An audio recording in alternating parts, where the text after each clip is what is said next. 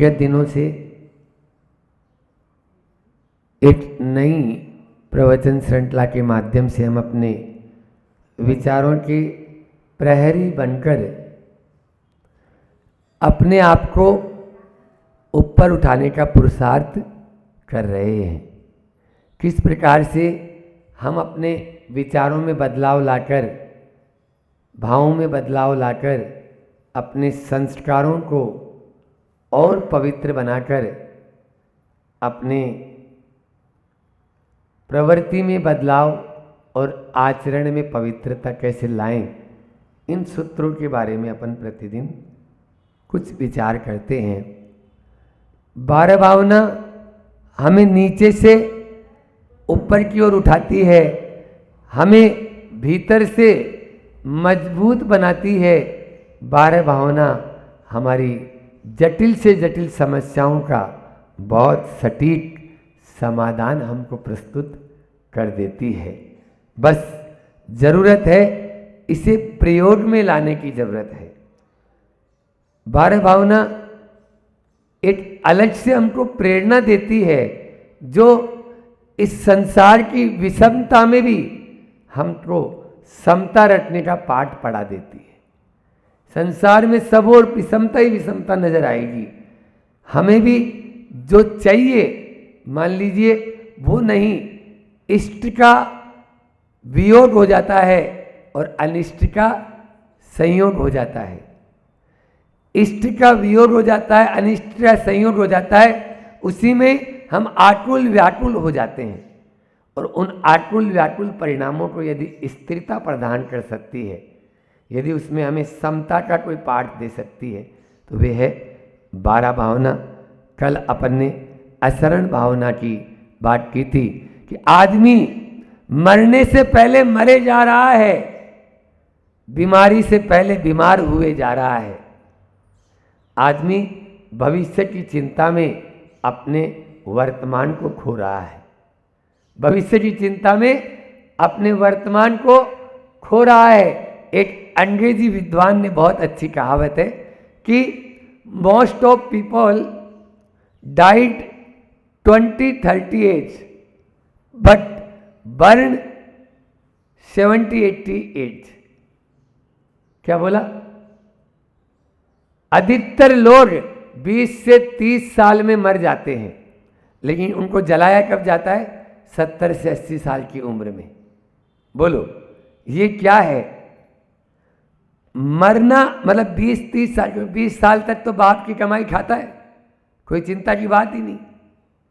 20 से 30 साल की उम्र के बाद वह जैसे जैसे विवाह होता है, बच्चे होते हैं, संसार आगे बढ़ता चला जाता है, वैसे वैसे वो चिंताओं के उसमें दब जाता है। और दब जाता है तो रात दिन वह मरना ही है उसका।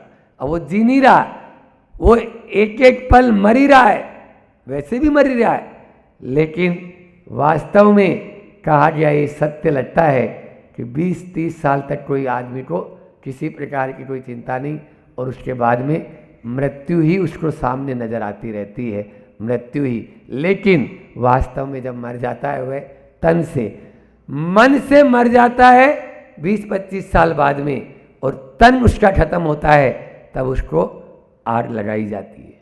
ये है, इसलिए मन को मत मारो, मन से काम लो, तभी आप मोक्ष के रास्ते में चल सकते हैं। आप देखिए, जब हम 4-5-10 लोग बैठते हो आप लोग, तो कैसी बातें होती है? बोलो, कहीं पे भी 4 लेडीज बैठी हुई है, या 4 पुरुष बैठे हुए हैं, या 4 लोग कहीं बैठे हुए हैं, मित्र बैठे हुए हैं, 4 मित्र, तो कैसी बात होती है? ऊपर मन को ऊपर उठाने वाली बातें होती है या मन को गिराने वाली बातें होती है? बोलो, मोटिवेशनल बातें होती है या मन को गिराने वाली? मन को नीचे की ओर ले जाने वाली ही बातें होगी। आप देख लेना, कभी भी प्रैक्टिकल अपने जीवन में आप अनुभव करते हैं। कोई भी ये नहीं कहेगा कि ये व्रत उपवास अच्छे हैं, हाँ ये लेना चाहिए, अपन को करना चाहिए, इसमें आगे बढ़ना चाहिए, ये इसमें अपन को जो महाराज जी ने बताया वो बढ़िया है, बल्कि अपने मन को नीचे की ओर ढलान, क्योंकि स्वभाव है ना, अनादि का संस्कार है ना, वो आपको उधर ले जाता है। अनादिकाल से संस्कारात, वहाँ पर समाधि तंत्र में आया, अनादि के जो संस्कार है वो हमको उसी ओर लेके चले जाते हैं। लेकिन इन भावनाओं के माध्यम से हम उस आत्मा की अजरता, अमरता और इस शरीर की नश्वरता, इस जड़ वैभव की नश्वरता को समझते हुए हम अपने कुछ संयम में कदम आगे बढ़ाते हैं, या जो संयम आपने लिया है, जो व्रत उपवास आपने लिए हैं, उसमें आप स्थिर रह पाते हैं। आज संसार भावना की बात करना है। संसार का हर प्राणी दुखी है, कोई सुखी नहीं है। कहीं पे भी चले जाओ, 4,84,00,000 4 गति और 84,00,000 योनियों में आप कहीं पर भी चले जाओ, कहीं पर भी सुख है क्या? जो संसार विशेष सुख होता, तीर्थंकर क्यों त्यागे। बोलो, तीर्थंकर जो साक्षात इस सबसे नाम कर्म की सर्वश्रेष्ठ प्रकृति, ये समझ लीजिए, या कर्मों में सर्वश्रेष्ठ प्रकृति, लेकिन फिर भी संसार में सुख नहीं है। जिनके पास ठाट बाट हर तरह से सुख सुविधा वैभव, लेकिन फिर भी उस संसार में सुख नहीं है, ये कौन जानता है? बोलो। जिसके पास में पूर्ण वैभव है, आपके पास कितना है? उनकी राई बराबर भी है क्या? चिंतन विचार तो करो, थोड़ा सा भी नहीं है, लेकिन फिर भी उसको छोड़ रहे हैं क्या? चिपके हुए हैं। महाराज जी, ये फेविकोल का जोड़ है, कभी भी छूटेगा नहीं, ऐसा थोड़ी होता है। संसार में हर तरफ देखते हैं अभाव का दुख है, तो कहीं अल्पता का दुख है, कहीं बीमारी का दुख है, तो कहीं वियोग का दुख है, कहीं विपत्ति का दुख है, तो कहीं विषमताओं का दुख है।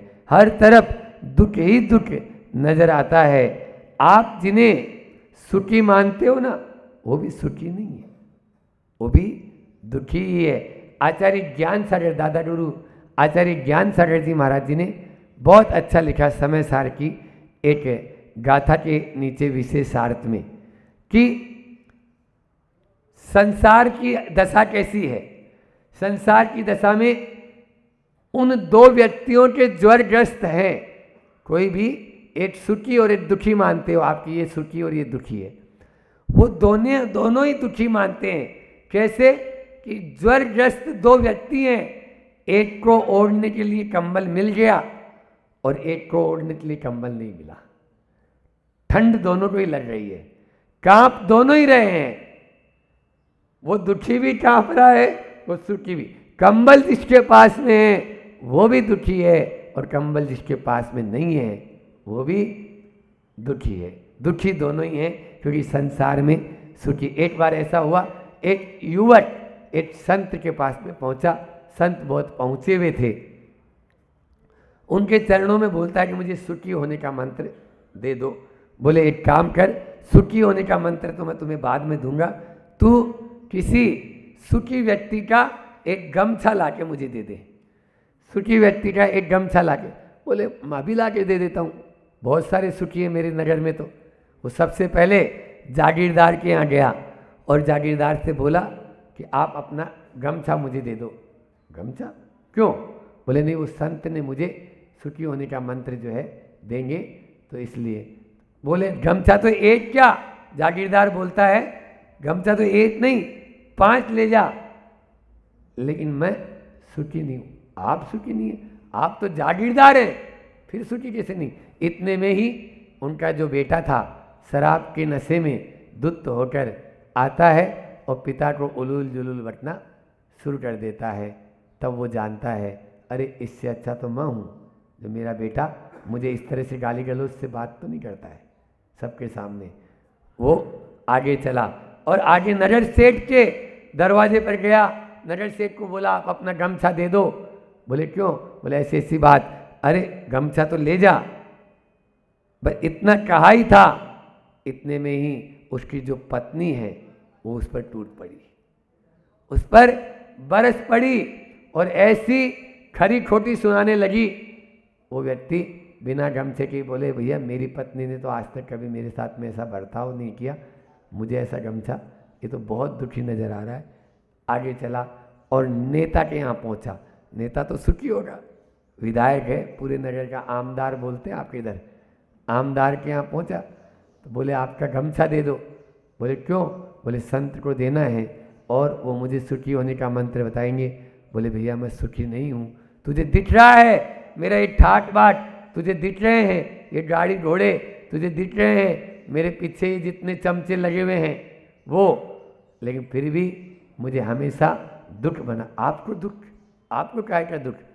बोले मुझे अपने ही प्रतिद्वंदियों का दुख बना रहता है, अपने ही जो लोग हैं उनका दुख। कोई मुझे हरा न दे, कोई मेरे से आगे नहीं निकल जाए, कभी कोई मेरी सीट न छीन ली जाए, कभी मैं हार न जाऊं, ये दुख मेरे भीतर हमेशा बना रहता है। इसलिए उसको लगा भैया इन सब से तो फोर बेटर मैं ही हूँ, इसलिए मुझे तो सुखी होने का मंत्र। जैसे ही वो संत के पास पहुँचा, क्यों क्या हुआ? बोले नहीं, मिल गया मुझे सुखी होने का मंत्र। जो प्राप्त को पर्याप्त मान लेता है इस संसार में, उससे अच्छा सुखी कोई नहीं है। आपके पास में जितना है उसमें यदि आप संतुष्ट हैं, आपके पास में जो पुत्र मिला है उसमें संतुष्ट है, जो पत्नी मिली है उसमें संतुष्ट है, जो वैभव मिला है उसमें संतुष्ट है, जो शरीर मिला है उसमें संतुष्ट हैं, तो आपसे ज़्यादा सुखी कोई नहीं है। आपसे ज़्यादा सुखी कोई नहीं है। संसार भावना हमें यही कहती है कि संसार भावना क्या कहती है? कांटों में गुलाब की तरह खिलना है। कांटों में कांटे हैं, सब तरफ कांटे हैं, लेकिन गुलाब की तरह खिलना है। कीचड़ में कमल की तरह खिलना है। बस संसार है, उस संसार में जीना हमारी नियति है, लेकिन उसमें भागना नहीं है। 4 शब्द है, भागना, भोगना, जागना और त्यागना। क्या बोला? रिपीट कर रहा हूं, भागना, भोगना, जागना और त्यागना। ठीक है ना? ये 4 शब्द याद रखना है, संसार भावना आपको समझ में आ जाएगी। भागना और भोगना ये दोनों ही संत बोलते हैं, संसार से भागो मत और संसार को भोगो मत, बस संसार से जागो, त्याग अपना आप हो जाएगा। बैठे हैं आपके सामने 2 यहाँ पर। संसार से भागो मत, संसार को भोगो मत, बस संसार से जागो। रहना इसी के बीच में, कहाँ भाग के जाएंगे हम? इसी चकाचौंध के। अभी अभी महाराज जी और हम दोनों उतर रहे थे पहाड़ से वंदना करके। महाराज जी ने कहा खिड़की जरा सी खोली। गए थे ना हम लोग अभी शहर के बीच में। अब वहाँ शहर के बीच में कहाँ रुकाया आपने? फ्लैट के अंदर, जहाँ जगह होगी वहीं रुकवाओगे आप लोग। वहाँ जरा सा खिड़की खोली तो नज़ारे वही नज़र आएंगे जो आप लोग रात दिन देखते हो। समझ में आ रहे? किसी के यहाँ टीवी की स्वर लहरियाँ तेज आवाज़ में चल रही है, किसी के यहाँ प्याज और लहसुन का छौंक की अच्छी खुशबू आपको बढ़िया दे रही है, किसी के यहाँ पति को पत्नी कुछ बोल रही है, तो किसी के यहाँ पिता पुत्र को कुछ कह रहा है। यही सब सुनाई देगा ना कानून में हमको। ये तो यहाँ बहुत अच्छा है जो हम क्षेत्र पर रुके हुए हैं और बहुत बढ़िया लगता है हम लोगों को।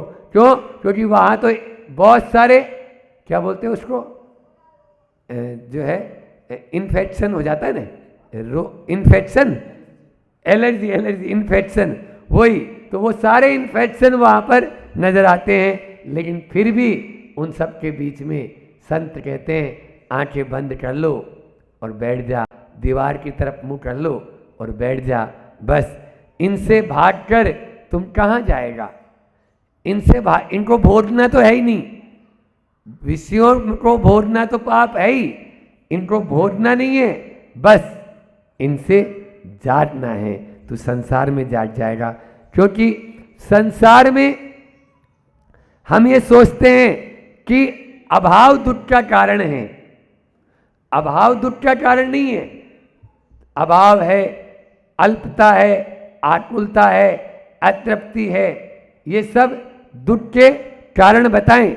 लेकिन चारों ओर अभाव। अच्छा ये बताओ, वास्तव में संसार में देखते हैं, संसार भावना का चिंतन नए रूप में बता रहा हूं आपको। संसार का वो वाला तो है ही कि दाम बिना निर्धन दुखी, तृष्णावश धनवान, और कहूँ न सुख संसार में सब देखियो छान। हमारे गुरुजी बोलते हैं छन्ना फट गए, बहुत सारे छन्ना फट गए छानते छानते, लेकिन अभी भी समझ में नहीं आई। समझ में आया? तो अभाव को यदि दुख का कारण मानते हो तो सबसे ज्यादा अभाव तो हमारे पास में, दोनों के पास। बोलो, अभाव आपके पास तो फिर भी रहने के लिए मकान है, हमारे पास में है क्या? बोलो, आपके पास में दोनों टाइम भोजन का कम से कम प्रबंध है, यहां तो कुछ नहीं, ढेला भी नहीं है दोनों के पास में। लेकिन अभाव यदि दुख का कारण है तो सबसे ज्यादा दुखी हम हो जाएंगे, और सद्भाव यदि सुख का कारण है तो जिसके पास में करोड़पति अरबपति है आप लोग उसको सुखी मान लेंगे। क्या ये है? नहीं, अभाव दुख का कारण नहीं है, अभाव की अनुभूति दुख का कारण है। अभाव की अनुभूति, आप अभाव का अनुभव कर रहे हो तो दुख का कारण है। अन्यथा हम लोग कैशलोस करते हैं ना, कैशलोस करते हैं हम लोग, बाल हम खींच रहे हैं और सीसी कौन करता है? बोलो, आंखों में पानी किसके आता है? हमारी आंखों में। आप लोगों की आंखों में पानी आ रहा है, हम तो और मस्त हैं, बिल्कुल खींच रहे हैं आराम से। क्यों? क्योंकि आनंद आ रहा है। आनंद इसलिए आ रहा है कि अपने बालों को ही हम अपने हाथों से उखाड़ के फेंक रहे हैं।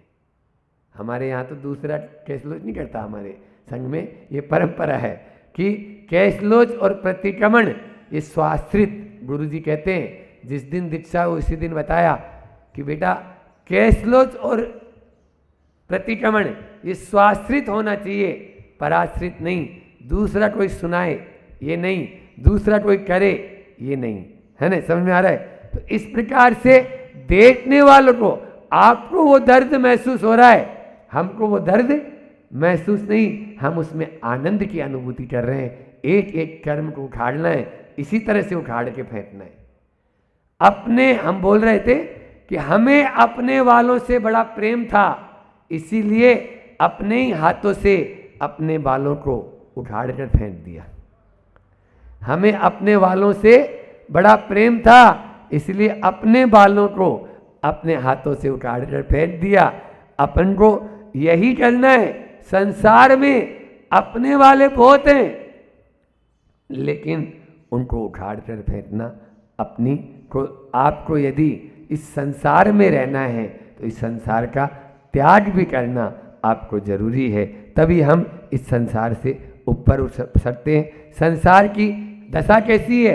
कोई तृप्त नहीं। अभी आप लोगों ने पूजा पढ़ी आचार्य श्री जी की, क्या पढ़ा उसमें? फल चढ़ाए तो बोलो, भोगों को इतना भोगा कि खुद को ही भोग। अभी आपने मंदिर में पूजा की तो क्या कौन सी लाइनें पढ़ी?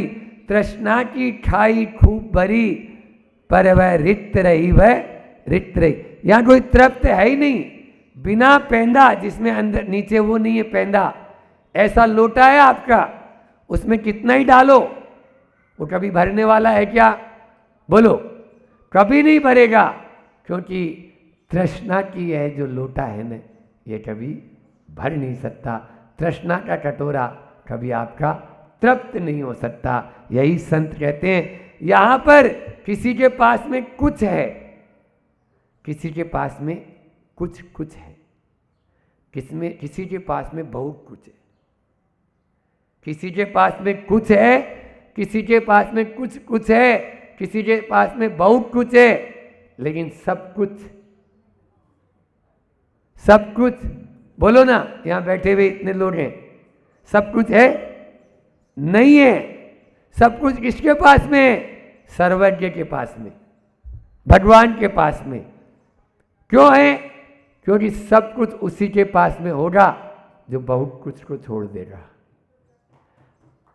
आपके पास में जो बहुत कुछ है ना, उसको छोड़ना होगा। बहुत कुछ छोड़ दोगे तो सब कुछ की प्राप्ति आपको हो सकती है। उसके लिए ही कहा गया कि जागना पड़ेगा, जागेंगे तभी होगा। संसार की दशा तो बड़ी विचित्र है। एक बार ऐसा हुआ कि एक व्यक्ति स्कूटर से जा रहा था। अब स्कूटर से जैसे जा रहा था, एक पहलवान को थोड़े से छींटे उछल के लग गए, तो उस पहलवान ने एक जड़ दिया। अब पत्नी पीछे बैठी हुई थी, तो बोला देख मुझे मारा कोई बात नहीं, मेरी पत्नी को हाथ लगा दिया तो मुझे सहन नहीं होगा। उसने पत्नी को भी झड़ दिया, बोले देख मुझे मार दिया, मेरी पत्नी को मार दिया, मेरे बच्चे को यदि तुमने मारा तो मेरे से सहन नहीं होगा। आगे जो बच्चा खड़ा था उसको भी जड़ा, इधर उसने किट लगाया और स्कूटर वापस से लेके चलता बना। अब घर में बच्चे तो होते ही हैं। बच्चा बोला पिताजी आपको पीटा उसने सही था, लेकिन मम्मी को और हमको क्यों पिटवाया आपने? बोले अब घर में कोई ये तो नहीं बोलेगा कि मैं अकेला पिट के आया, सब पिट के आए। बस संसार में सब पिटे पटाए हैं। इस संसार में जितने भी हैं सब पिटे हुए हैं, कोई भी ऐसा नहीं है जो सही है। बस सही कौन है? वो है प्रभु। इस संसार में उन प्रभु की तरह अपन को बनना है, तो इस संसार की भावना का अपन को चित्रण करना है। संसार भावना का चित्रण करने का अर्थ भी इतना ही है, या संसार भावना को भाने का मतलब भी यही है। ऐसा नहीं है जो मैंने एक बता दिया ना कि भागना नहीं है और भोगना नहीं है। संसार को भागना, संसार से भागना नहीं है और भोगना नहीं है, बस जागना है और जाग कर त्यागना है। संसार को त्यागना है, बस जैसे ही त्याग कर देंगे इन विषय भोगों का, तो अपना आप ही हम ऊपर की ओर उठते हुए चले जाएंगे। हमारे पास में जो है उसको हम देखेंगे, प्राप्त को पर्याप्त समझेंगे तो हम बहुत आगे बढ़ सकते हैं।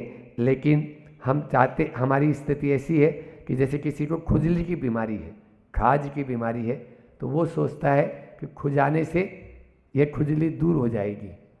लेकिन समय सार में आचार्य कुंद भगवान कहते हैं उससे कि बेटा खुजा मत, विषयों की खाज, विषय और वासनाओं की खाज को खुजाने से कभी भी वह खाज ठीक होने वाली नहीं। ज्ञानी जीव कहता, सोचता है इस पर बस ज्ञान का मलहम लगा दो तो यह खाज हमेशा के लिए मिट जाएगी। बस आपको ज्ञान का मलहम लगाने की जरूरत है, उसको विषयों की खाज को खुजाने की जरूरत नहीं। जो चाहूं वो मिल जाए ऐसा होगा नहीं। बस जो मिला है उसको मैं चाह लूँ, जो मिला है उसको मैं अपनी चाह लूँ। हाँ, इसमें मैं तृप्त हूँ, तो ये संसार आपके लिए हमेशा के लिए कष्टदायक नहीं होगा। इस संसार में जहाँ भी देखोगे वहाँ आपको कष्ट नजर आएंगे, लेकिन ज्ञानी क्या करता है? ज्ञानी कहता है कि यह संसार दुख और कष्ट इसमें पार्ट ऑफ लाइफ है। संसार में दुख और कष्ट पार्ट ऑफ लाइफ है, लेकिन वही ज्ञानी जीव इनको आर्ट ऑफ लाइफ बना लेता है, इनको आर्ट ऑफ लाइफ बना लेता है। इसी चिंतन के द्वारा, इसी संसार भावना के द्वारा हम इस संसार भावना से अपनी निराकुलता को बढ़ाएं, आकुलता को कम करें, तभी यह है संसार भावना हमारे लिए बहुत कल्याणकारी सिद्ध होगी।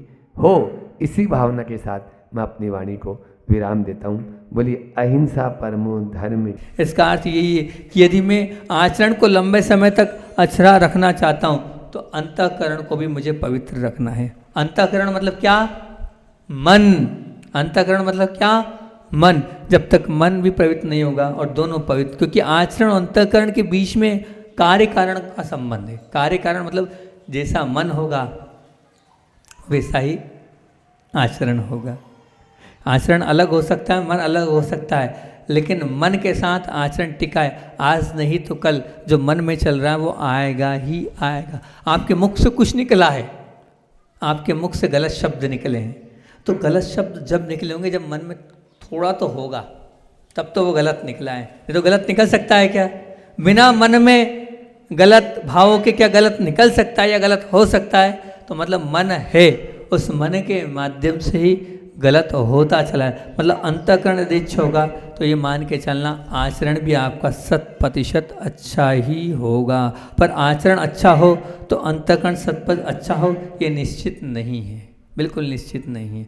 मतलब क्या, जगत की अदालत में, बहुत ध्यान से सुनना, जगत की अदालत में मुझे यदि सम्मान के साथ खड़े रहना है तो क्या करना, मुझे मेरे आचरण को अच्छा रखना होगा।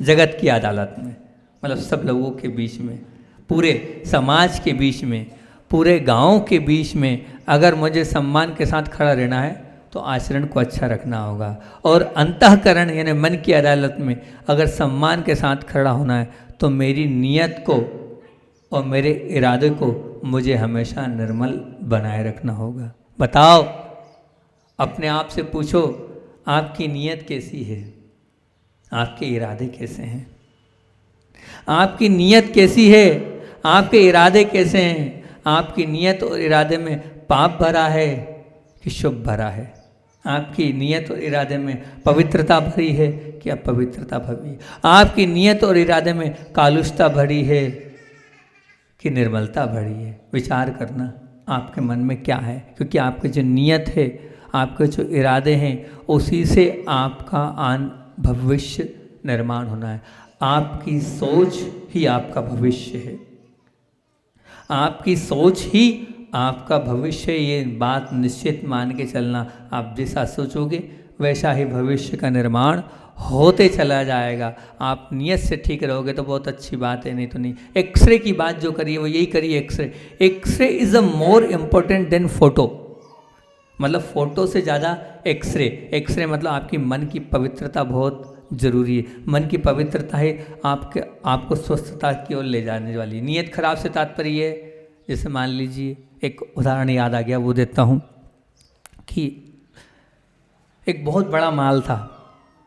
एक बहुत बड़ा माल मतलब मॉल समझते, बहुत बड़ी दुकान, बहुत बड़ी दुकान थी। शहर की बात चल रही है, उस शहर में एक बहुत बड़ी दुकान थी।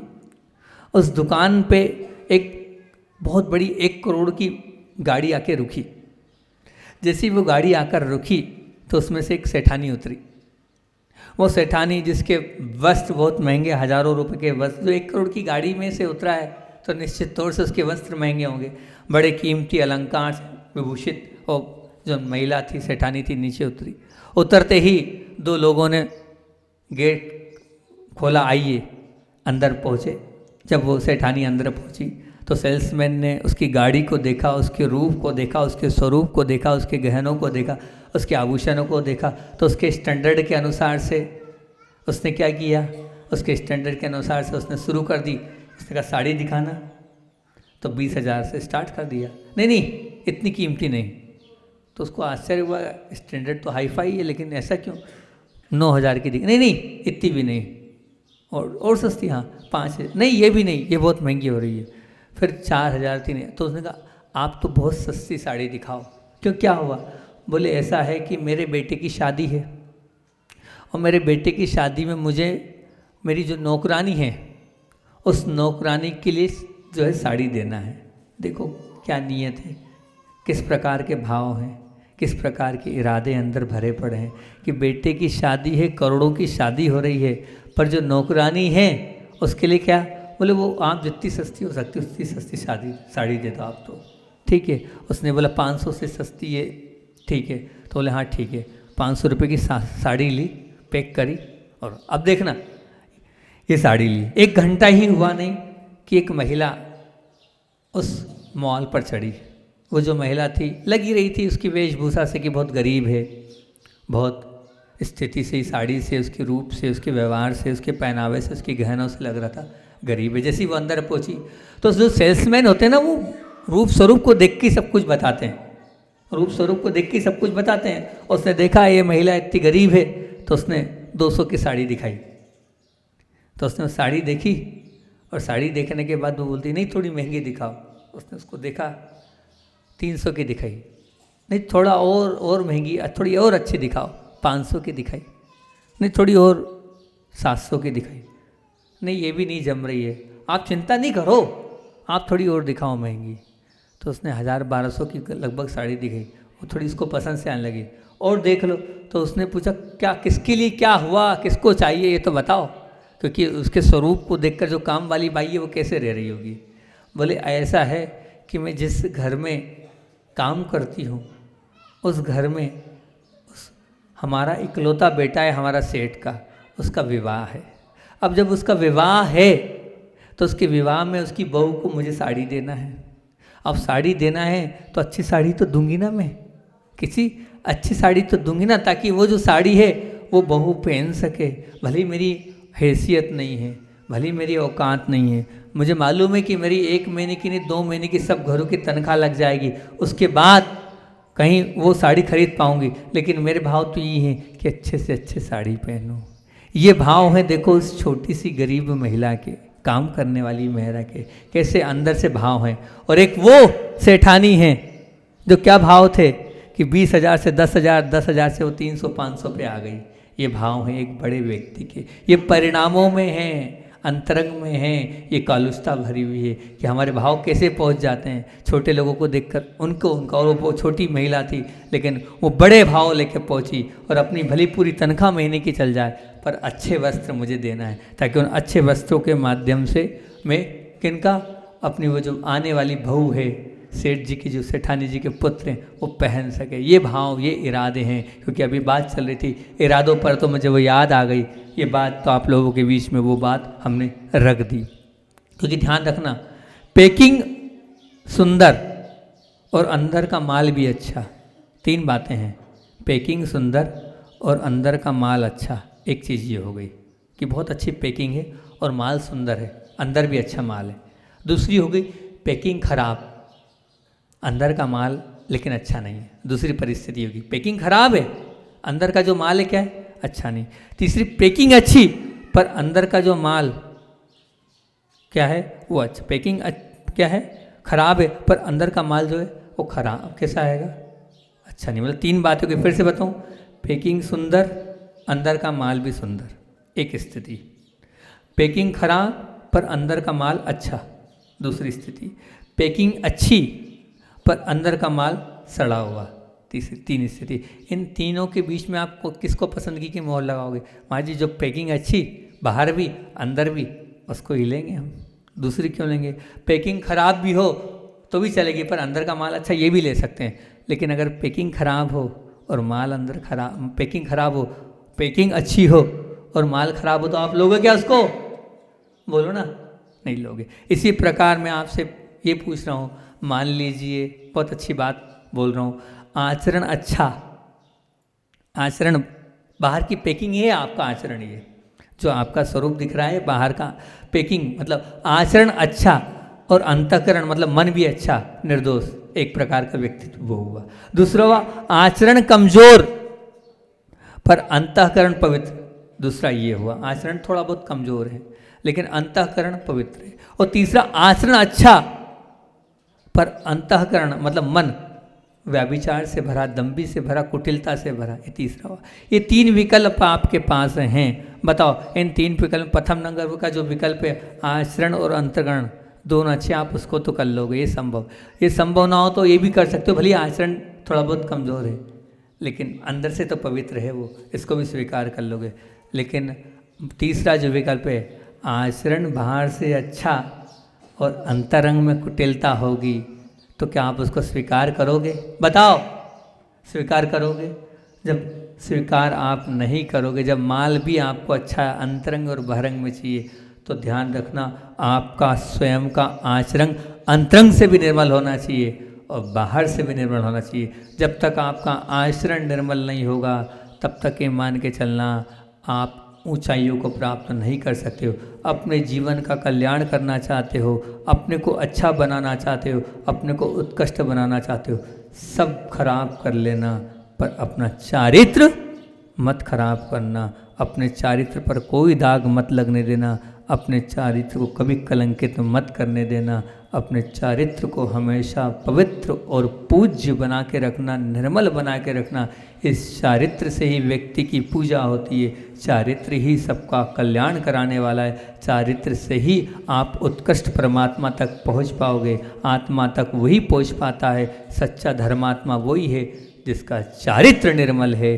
जिसका चारित्र निर्मल नहीं है, ये मान के चलना उसने अपने आप को नरकों के लिए तैयार कर रखा है। स्वर्ग की यात्रा करना है तो चारित्र की निर्मलता सबसे ज़रूरी है। अब आचार्य भगवान की बात को आपके बीच में रख देता हूँ। हमारे जो गुरुदेव हैं आचार्य भगवंत विद्यासागर जी महामुनि राज, जिनके हम शिष्य हैं, उनकी बात आप लोगों के बीच में रखता हूँ। जो हमारे गुरुदेव हैं वो, उनको देखकर अच्छे अच्छे लोग उनकी उस ध्यान, उनकी उस तपस्या, उनकी उस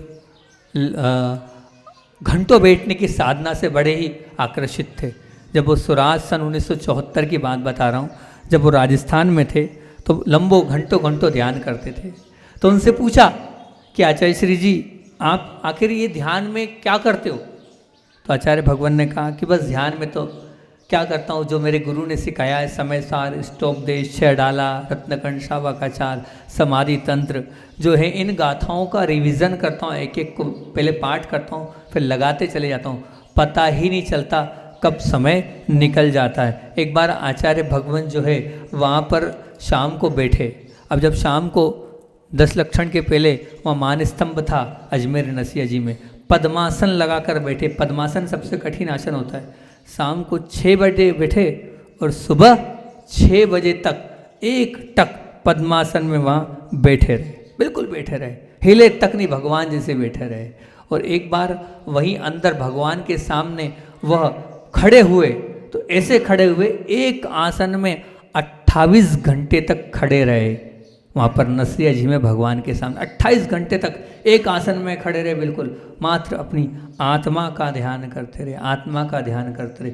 उस ध्यान और उस साधना के माध्यम से ही उनकी वो उत्कृष्टता दिन पर दिन बढ़ती चली गई। तो कहते हैं एक डॉक्टर थियोफोर हैं, उन्होंने अनुसंधान करके बताया कि जो ध्यान और योग करता है उसकी जो साइकोलॉजी है, वो मतलब जो एक मानसिकता है उसमें परिवर्तन आता है, और साथ साथ में उसके अभ्यास से क्या होता है, मानसिक तनाव भी दूर होता चला जाता है और आत्मसंतोष बढ़ता चला जाता है, सहन शक्ति बढ़ती चली जाती है, उसमें जो स्थिरता वो बढ़ती चली जाती है, कार्य क्षमता बढ़ती चली जाती है, और साथ साथ विनोद प्रियता और एकाग्रता भी बढ़ती चली जाती है, सद्गुणों का विकास भी अपने आप होने लग जाता है। ये ध्यान के प्रत्यक्ष लाभ है। एक और वैज्ञानिक हुए, उन्होंने आचार्य श्री को देखकर और खुद की उन्होंने कहा, विलियम सी मैन के अध्ययन में कहा गया है कि जो व्यक्ति ध्यान करता है और उस ध्यान से अंतरंग की वृत्तियाँ और शक्तियाँ अपने आप जागृत होने लग जाती है, और वो सबसे बड़ी बात तो ये है कि वो चिंता से मुक्त हो जाता है,